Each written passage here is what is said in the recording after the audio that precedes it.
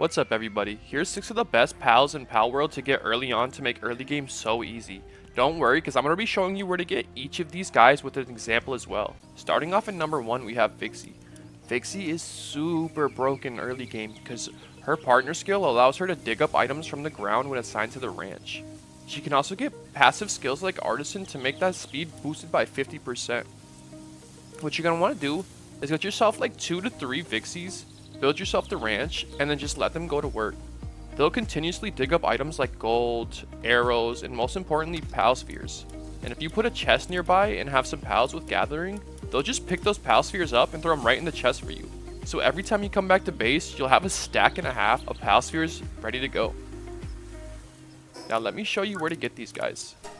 So these guys spawn only in one spot on the map, and I'm going to show you the best location that I personally go to get them. So go ahead and head over to your fast travel. If you haven't unlocked it yet, don't worry, I'm going to show you the coords as well. But you're going to want to head over to the sealed realm of the frozen wings.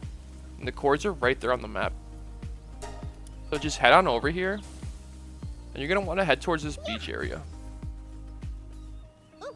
They can spawn all on this beach and all up to that rock to the left. But I usually just run over here to the beach. And look, we have some right there. And where those boars are is also a possible spawn location. So, moving on to our second pal, we have the dire Howl, who you just saw in the last clip, and this guy is super awesome early on, because A, he's one of the first mounts you get, and B, he moves slightly faster than most mounts, and if you tie that together with passive skills like Swift, Runner, or Nimble, or maybe even all 3 of them, you can get some really insane movement speeds. So, to craft his harness, you need to be level 9, it doesn't take too many resources, just head on over to the pal gear workbench to get that crafted. Now the dire Howl spawns just about all over the map, but I'm going to show you a location that will have him there about 80% of the time, and if not, you just teleport away and fast travel back and he'll be there. But first, let me show you what he looks like when he's actually mounted. And remember, this one has Swift on it, so he moves a little bit quicker than a regular one, but they still move really fast.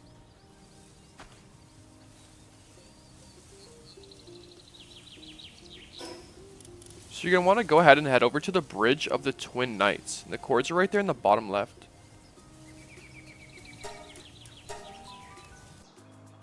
Once you're here, there's many possible spawn locations for the dire Howl, but as you see, we got some right to the left of us when we spawned in.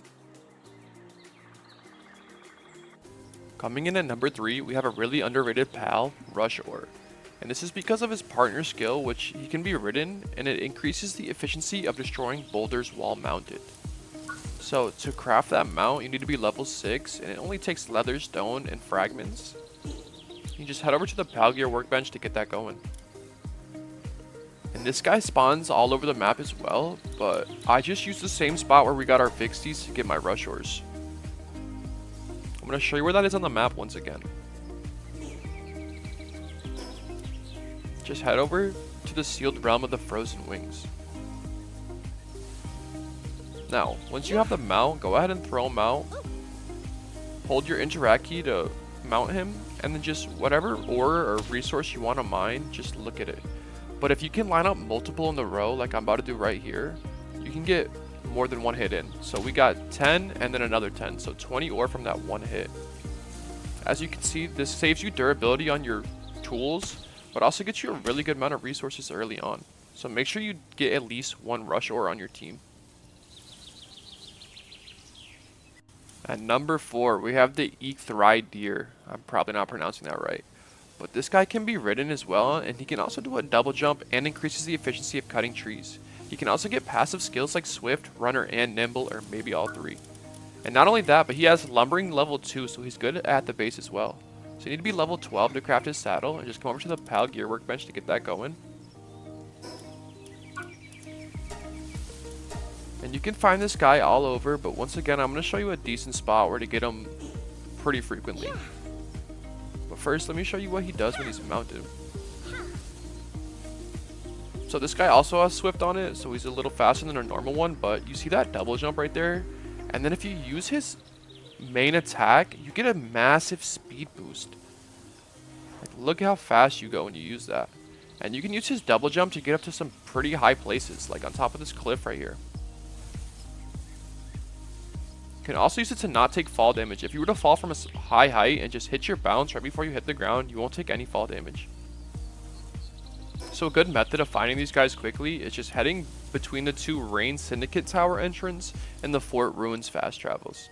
So just go to the Rain entrance first, take a look around, and if you don't see any, then fast travel over to the Fort Ruins and just bounce back between the 2 until you find some.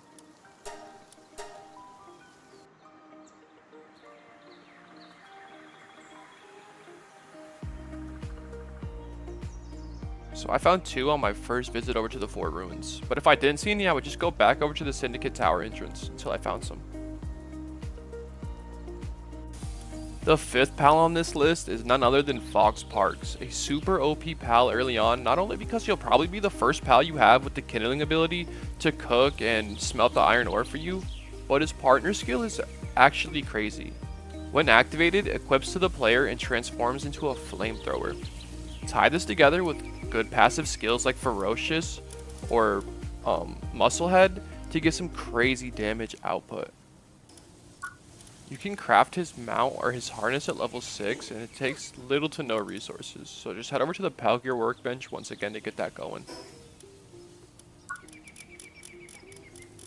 Now you can find this guy in plenty spots, but I'm going to show you one spot that I like to use early on.